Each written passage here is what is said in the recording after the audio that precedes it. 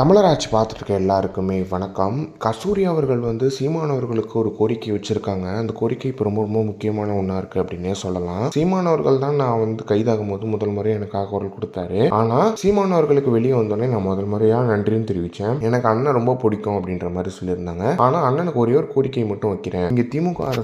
இங்கே திமுக அரசை முற்றுமுழுமாக ஒழிக்கணும் அப்படின்னா அதுக்கு ஒரே ஒரு வழி, சீமான் அவர்கள் குலைக்கு கீழே எல்லாருமே ஒன்று சேரணுன்றது தான். சீமான் அவர்கள் இதை நான் சொன்னால் கண்டிப்பாக என்னை ஃபோன் பண்ணி திட்டுவார்.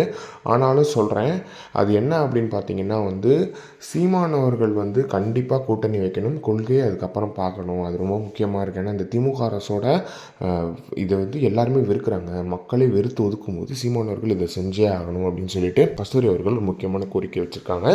அதுவும் சீமான் அவர்களுக்கு டைரெக்டாக வச்சுருக்காங்க அப்படின்றது ஒன்று இருக்குது. ஆனால் சீமான் அவர்கள் கொள்கை ரீதியாக தான் வருவார். ஏன்னா இந்த கட்சி அப்படின்னும் போது இது கொள்கை ரீதியாக கட்டப்பட்ட கட்சி தான் அப்படின்றதுல எந்த ஒரு மாற்றமே கிடையாது. ஏன்னா நாம் தமிழர்ன்னும் போது தமிழ் தேசியம்னா நாம் தமிழர். இப்போ திமுகனா திராவிடம்னு சொல்லுவாங்க. அதே மாதிரி தான் தமிழ் தேசியம்னா நாம் தமிழர் விஷயமா பேசுகிறாங்க தமிழ்நாட்டில் அப்படின்னு சொல்கிற அளவுக்கு சீமான் அவர்கள் அந்த கொள்கையை நிலைநிறுத்தி காட்டியிருக்காரு அப்படின்றது ரொம்ப ரொம்ப முக்கியமாக இருக்குது. அதுக்கப்புறம் தான் இந்த சீமான் அவர்களோட எல்லாமே. சீமான் அவர்கள்னா அவர் தமிழ் தேசியம் பேசக்கூடிய ஒரு நபர், தனித்து நிற்கக்கூடிய ஒரு நபர். இது ரெண்டு தான் சீமான் அவர்களோட அடையாளமாகவே இருக்குது. ஏன்னா ஒரு கொள்கை ரீதியாகவும் சரி, தனித்து நிற்கிறதும் தான் சீமான் அவர்களோட தனித்துவமாக இருந்துட்டு அந்த விஷயத்தை சீமான் அவர்கள் விட்டு கொடுத்துட்டு கண்டிப்பாக அரசியல் செய்ய மாட்டார் அப்படின்றது கஸ்தூரிக்கும் தெரியும். ஆனால் கஸ்தூரியோட ஆசை எதுவாக இருந்திருக்கு அப்படின்றதுல எந்த ஒரு மாற்றமே கிடையாது. இதை பற்றி என்ன நினைக்கிறீங்க அப்படின்றது மறக்காம கமெண்ட் பாக்ஸ்னு சொல்லுங்கள்.